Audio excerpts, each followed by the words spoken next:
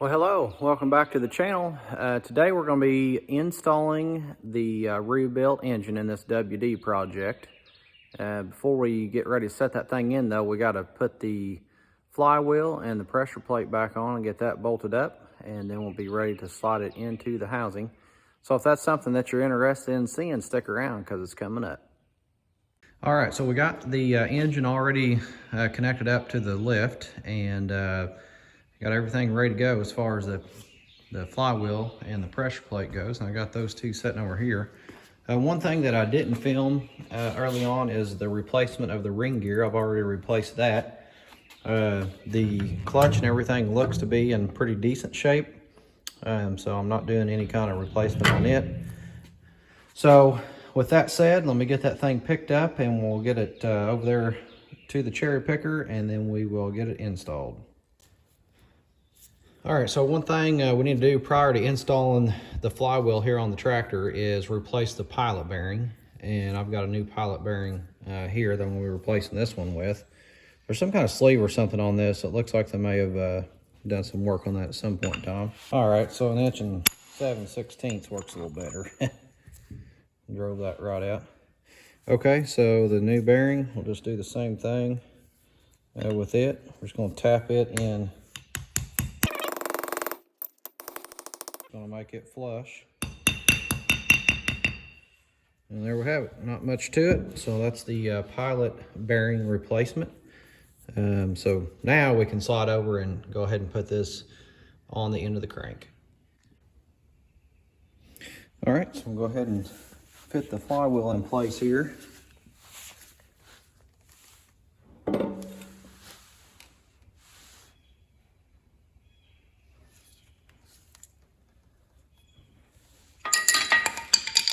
Be real careful with these because they are heavy.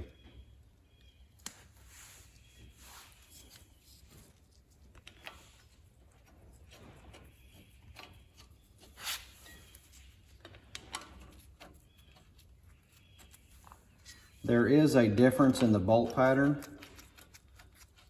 on this. And I measured and I marked it, and these two holes are like 2 5/8 center, and the other ones are 2 3/4. So I marked this one, and I knew where that was on my crank, and that just helps you get everything set, you know, right in place.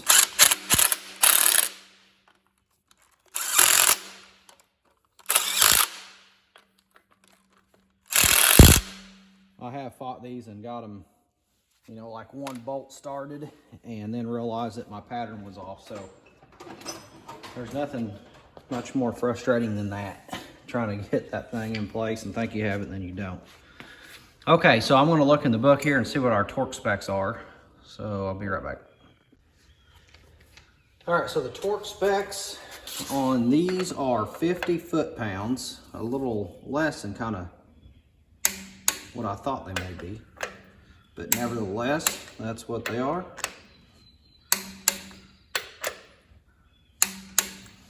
Okay, so we got that torqued down now.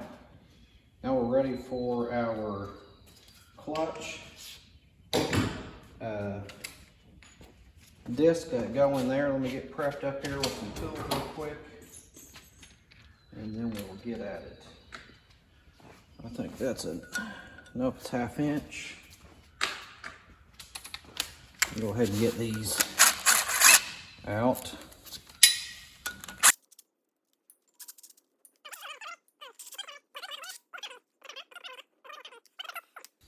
All right, so here's my clutch. I have looked it over, and I'm going to reuse that. We'll have this portion outward. And then the pressure plate assembly, pretty straightforward. We're just going to line those up on there, and then we're going to start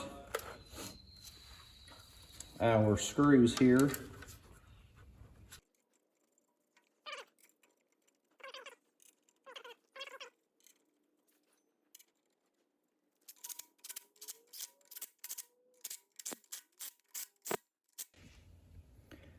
All right, the next step I want to do, seeing how this pressure plate is being reused, is I want to verify that I've got the proper clearances in there.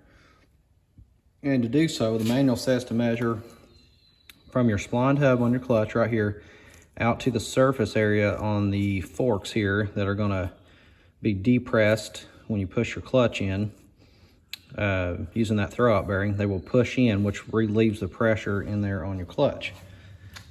So you can adjust all of these by these screws, or bolts rather, and there's a lock screw in there. So I've already loosened these up. Let me get this one loosened up. You can see how that moves. We can adjust it.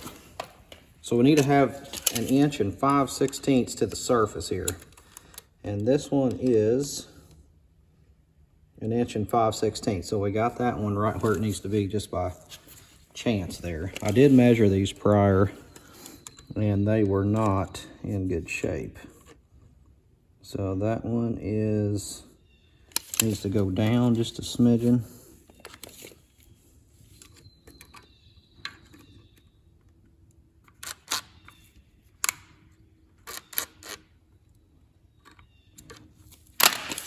Okay. A little bit too far. Need to bring him back up a bit. Probably went too much. I probably ought to use a... No, we're good there. And this one is good. So, with those where they need to be, we're just going to tighten down these lock nuts in place, and that will prevent everything from moving.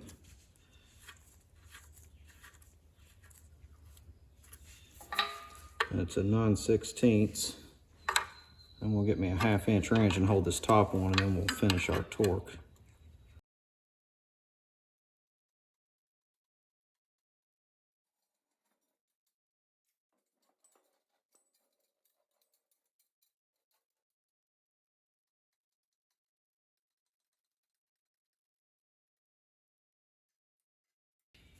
All right, so this takes a 3/4 inch socket. I'm replacing these here. The old ones were kind of worn, so I got some grade 8.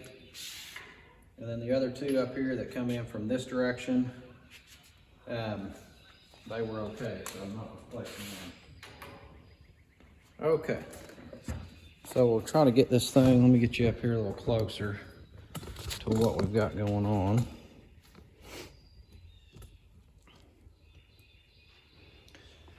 And pretty straightforward. We're just going to slide this in here, and I'm hoping that I've got enough room around my cherry picker and the tub that I'm holding the chassis up with.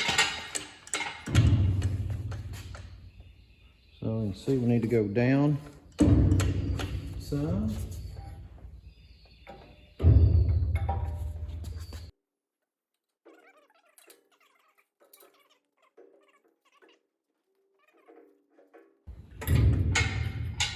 Probably the hardest part of this process is just getting everything lined up for the shaft to fit around the splines in that clutch.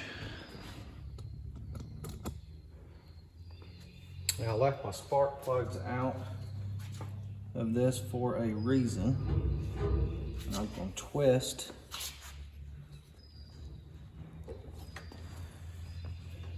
Actually, I'm gonna go grab me a wrench real quick because that is just a little bit too stiff for me to turn over. Looks like we're gonna be right in that area. I got good clearance all the way around the bell housing. And then up here on the pulley, we've got these, I don't know what they are, they're just pieces of the casting, but you can fit your wrench right on that. There's one on the bottom. So I will fit my wrench on that thing. And that's what I'm gonna use to twist that engine with. So let's get that lined up. All right. So you can see the flywheel moving there. So I think I need to go up a little bit more. Let's try that right there. Sometimes you just got to be patient with them. All right, now we've got those 2 dowel pins. You see one of them right here, and there's one on the other side as well. All right, so I got it started in the dowel pin over here on this side. And I know I cleaned those out whenever I was getting everything cleaned up here, but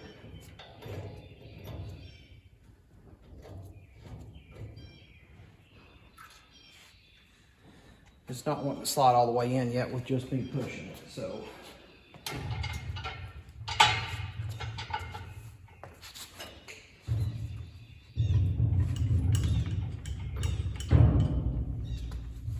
I'm just kind of working it in a little bit. Be very cautious here.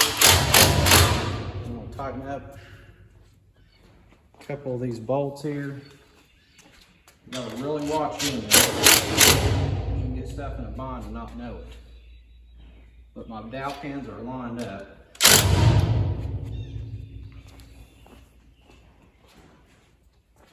I think what I'm going to do, I'm going to go ahead and turn my crank just to make sure it's not a pilot bearing catch. Everything moves fine.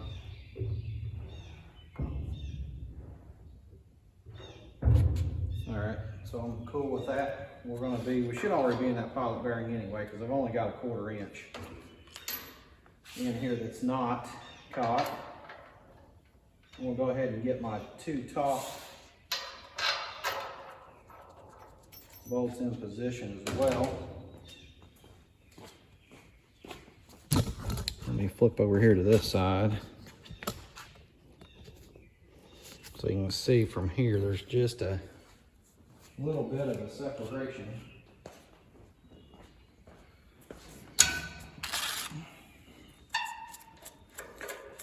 Take this starter bolt out of the way. See how that just pulled it in there? Just had a little catch on that pin. That's all it was.